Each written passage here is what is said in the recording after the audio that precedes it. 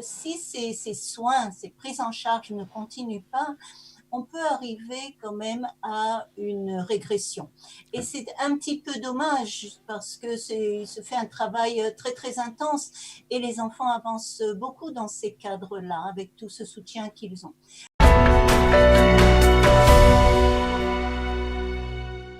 Nous sommes en ligne avec Fabienne Bétan ce matin. Fabienne, bonjour. Bonjour. Bonjour Fabienne Bétan. Alors, vous êtes psychomotricienne, vous êtes psychothérapeute et vous avez décidé de mettre vos compétences au service des familles qui galèrent un peu, il faut bien le dire, en temps de confinement, avec des enfants soit hyperactifs, soit avec des besoins particuliers et pour qui tous les soins se sont arrêtés.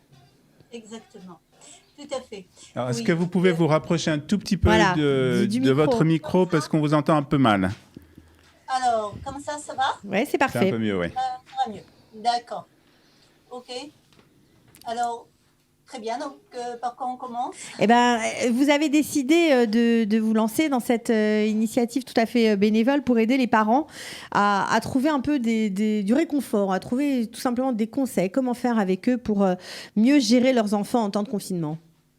Voilà, oui, l'initiative est partie un petit peu du service social. Enfin, j'avais proposé donc mes services ici à Carmiel, enfin dans la région où j'habite. Vous habitez dans le Nord, donc, hein, Carmiel, c'est dans le Nord. Oui, Okay. Voilà, exactement.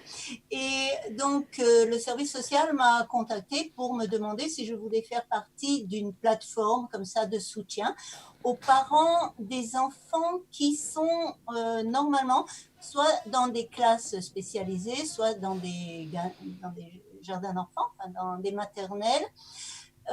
En particulier, à Carmiel, il y a beaucoup de ganim et de classes spécialisées pour les enfants autistes et aussi d'autres. Donc, bien entendu, j'ai accepté. Et puis, après, j'ai pensé qu'on pouvait mettre aussi ce service, donc proposer ce service pour les Français aussi en Israël, qui sont certainement encore plus perturbés par la situation. Alors juste Fabienne, expliquez-nous quelle est votre formation? Alors, je suis psychomotricienne, psychothérapeute pour enfants et docteur en éducation spécialisée. Donc, j'ai travaillé pendant très longtemps en Misrad Achinour, ici en Israël, un petit peu, dans toutes les structures scolaires. Et j'ai également enseigné à l'université et je suis... qu'est-ce que je fais encore? Beaucoup de choses. J'ai aussi une clinique privée. Pratique privée, exactement. Voilà, Fabienne, racontez-nous quels sont les problèmes que rencontrent les parents qui ont des enfants justement handicapés, des parents quels sont les problèmes qu'ils rencontrent particulièrement pendant cette période de confinement? Alors, très souvent, les parents se voient tout d'un coup affublés d'un autre rôle, d'un autre chapeau à porter sur la tête, et c'est celui du thérapeute. C'est-à-dire qu'ils ne peuvent pas, bien entendu, prendre la place du thérapeute, de la Merapa Beissouk, de l'orthophoniste qui intervenait au GAN, mais si ces soins, ces prises en charge ne continuent pas, on peut arriver quand même à une régression. Et c'est un petit peu dommage parce que il se fait un travail très très intense et les enfants avancent beaucoup dans ces cadres-là avec tout ce soutien qu'ils ont. Donc tout d'un coup, ils n'ont plus rien. Et tout va un petit peu à veau de l'eau comme ça, tout est un petit peu déstructuré. Voilà, et en plus, tous les problèmes dans une situation de confinement, donc tous les problèmes vont être exacerbés. Si on prend par exemple un enfant TDAH, un enfant hyperactif, qui a quand même une certaine organisation, qui sait à quelle heure il doit aller à l'école, qui sait quand se lever, quand s'habiller, tout ça, tout d'un coup, toute cette organisation est détruite. Donc, il n'y a plus rien, disons, qui va le tenir. Et c'est aux parents que revient ce rôle de reconstruire un peu un cadre un cadre qui va donc remettre les enfants dans un certain contrôle, qui va permettre aux Comment les parents, justement, de votre expérience de ces dernières semaines, comment les parents vivent cette situation? Je suppose que c'est difficile pour eux. Au début, on a une grande volonté de la part des parents de retrouver quelque chose de structuré, de construire quelque chose de structuré, d'adapter la situation. Et puis, peu à peu, la plupart sont dépassés. C'est-à-dire que les difficultés, quand même, comme je l'ai dit tout à l'heure, elles sont un petit peu exacerbées, elles sont plus importantes. Et les parents n'ont pas toujours les moyens d'aider, d'aider l'enfant à retrouver un peu ce cadre. Donc voilà, je crois que même les parents savent beaucoup de choses, bien entendu, intuitivement, ce sont eux qui connaissent le mieux l'enfant, mais très souvent, ils n'en sont pas conscients. Donc, le fait de leur dire de mieux organiser, de faire certaines activités, même s'ils le savent, ça les aide quand même, ça les renforce. Ça veut dire que le succès en termes de confinement, bien gérer ce type d'enfant, c'est surtout avoir un programme, un planning, des choses claires à faire? Non, pas seulement parce que il faut aussi que les parents puissent trouver du temps à eux pour, comment dit-on, recharger leur batterie. Pour souffler. Donc, il faut aussi qu'ils sachent, qu'ils arrivent à gérer entre les besoins de l'enfant et leurs propres besoins à eux. Et les besoins des autres enfants aussi, des fois. Et les besoins, justement, les besoins des autres enfants. Donc, tout ça, c'est un petit peu difficile à gérer. Et très souvent, ce que les parents disent, c'est qu'ils sont épuisés, qu'ils n'ont plus les forces nécessaires. Et très souvent, ils abandonnent. Disons, l'enfant qui veut encore une glace ou qui veut aller dormir à des heures impossibles ou qui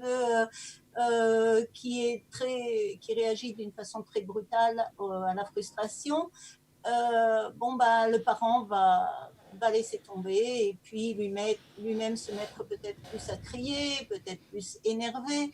Donc, on gâche un peu tout ce qui a été acquis dans les prises en charge tout au long de l'année. Alors, qu'est-ce que vous proposez en tant que thérapeute dans cette période? Ce sont des activités que vous faites par Zoom? Des choses concrètes, un petit peu de concret. Je sais que c'est compliqué parce qu'on n'a pas d'enfants, on n'est pas des enfants. Oui. D'abord, je voudrais dire que j'ai proposé, donc, nous sommes un groupe d'une dizaine de psychomotriciennes ici en Israël, dont certaines sont vraiment toutes nouvelles immigrées, et je leur ai proposé également de participer. Chacune habite dans un autre coin d'Israël. Tous des francophones? Tous des francophones? Oui, des francophones. Il y en a un joli petit groupe de psychomotriciennes, justement, en Israël. Et je pense qu'il faut en profiter. Donc, celles qui sont disponibles, qui elles-mêmes n'ont pas d'enfants ou sont plus disponibles par rapport à leur famille, ont vraiment accepté, bien entendu, et on verra comment les contacter après. Donc, ce qu'on propose, ce que j'ai pensé faire, ce que je fais ici, c'est avant tout proposer une écoute pour les parents. Donc, comme je l'ai dit, c'est parfois important pour les parents d'avoir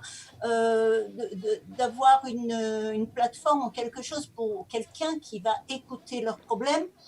À partir de ça, on va pouvoir mieux connaître l'enfant et puis proposer peut-être des solutions, des conseils pratiques. Alors, vous pouvez nous en donner quelques-uns juste pour... je sais que vous n'aimez pas tellement faire ça si vous n'avez pas d'enfant en face de vous, mais en général, par exemple, pour un enfant hyperactif, qu'est-ce qu'on peut faire? Alors, par exemple, on va parler de l'organisation de la journée, bien entendu. C'est la chose la plus importante. Comment organiser la journée en fonction des tendances de l'enfant, en fonction de ce qu'il aime faire, en fonction de son caractère. Déjà, c'est quelque chose de très précis et de très personnel. On ne va pas donner des solutions générales, mais des solutions vraiment adaptées à l'enfant. Il faut bien reconnaître aussi qu'on ne remplace pas la thérapeute ou les praticiens qui ont été avant. Okay, on va plus donner des outils ponctuels pour la situation, pour des problèmes vraiment qui se passent en ce moment. Par exemple, donc on va parler de l'organisation du temps, par exemple, mais aussi on va parler de comment parler à un enfant. Par exemple, à un enfant hyperactif, quand je suis dans la cuisine et qu'il est devant la télé et que je lui dis Moshe, viens manger, il y a très peu de chances pour qu'il se lève, pour qu'il vienne manger, en particulier maintenant. Donc, on peut aider les parents à avoir des comportements qui vont amener l'enfant à être plus compliant, c'est plus, disons, Compréhensif, coopératif. Voilà, coopératif, merci. Voilà. Et un petit peu pour diminuer le stress qui se crée. Par exemple, on pense toujours que l'enfant est loin, donc je vais lui crier. Et justement, chez un enfant hyperactif, quand on parle fort, on rajoute des stimuli, ce qui va faire qu'il ne va encore pouvoir moins les gérer. De même pour les enfants autistes d'ailleurs, qui souffrent très souvent d'hypersensibilité.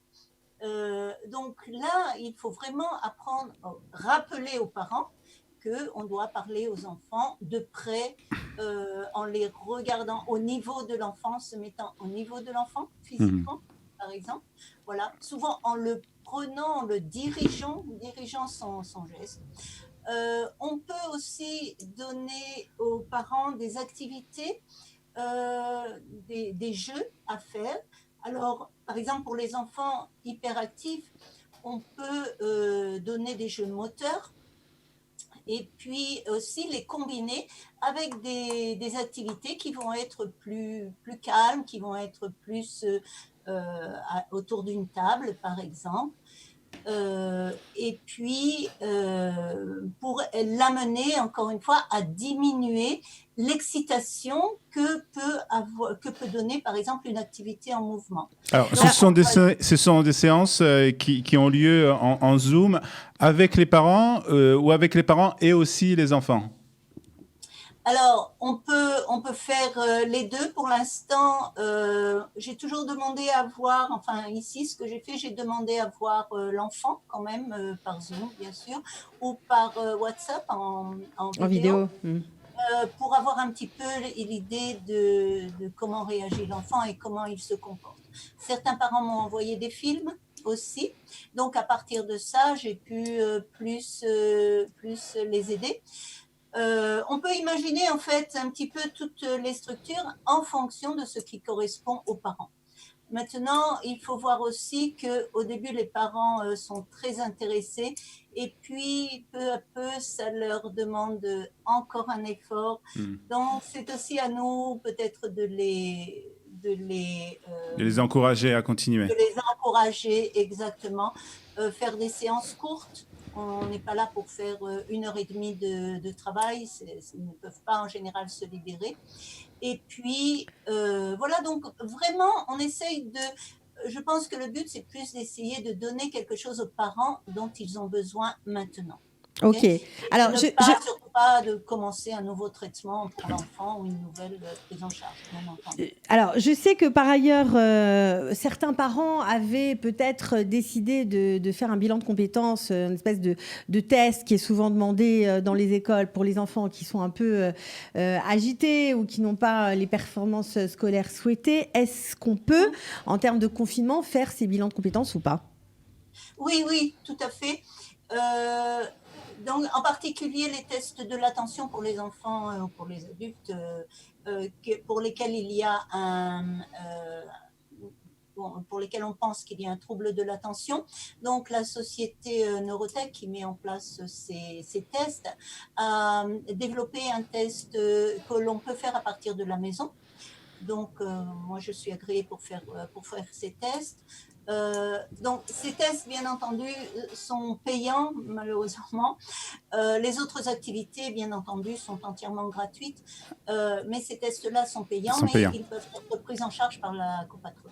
Alors d'abord, c'est une très belle initiative de votre part. Je pense que ça serait intéressant qu'on intègre cette initiative dans le site que Qualita a mis au point pour mettre au courant en fait les francophones. On verra ça avec vous peut-être un peu plus tard. Une question concernant le retour. Aujourd'hui, on a annoncé, en tout cas aujourd'hui ou pour demain, un retour à l'école pour justement l'éducation spécialisée. Vous pensez que c'est une bonne chose? Oui, je pense que les enfants ont quand même besoin de cette structure.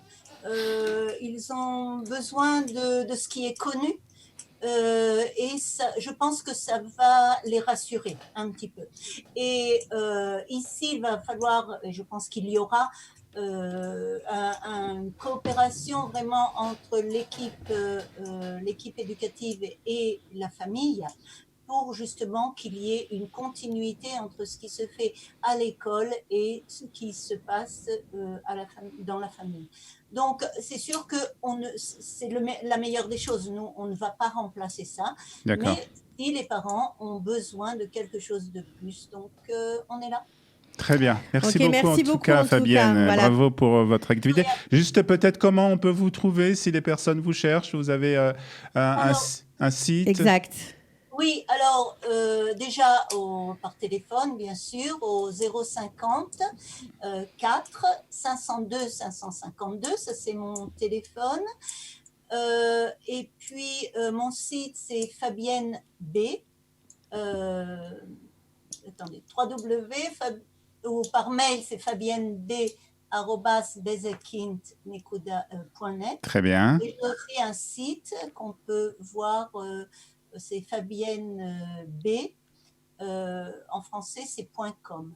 Okay. Et aussi, il y a d'autres psychomotriciennes. Si je peux donner quelques numéros de téléphone. Alors, peut-être pas, parce qu'on ne va pas avoir le temps de les noter, redonnez mais comme je vous l'ai dit... Redonnez le vôtre, et puis voilà. Après, vous ferez le passage de flambeau, on va dire, par téléphone avec les gens qui vont vous appeler.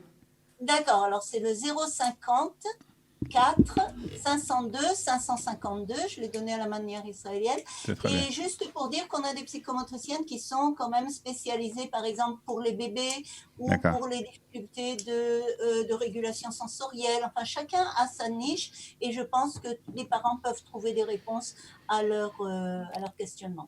Voilà, comme j'ai dit, on verra avec vous de quelle manière on peut intégrer donc ces informations dans le site de Qualita Covid-19, un site qui a été créé et qui est dédié entièrement donc à tout ce qui se passe autour de cette pandémie.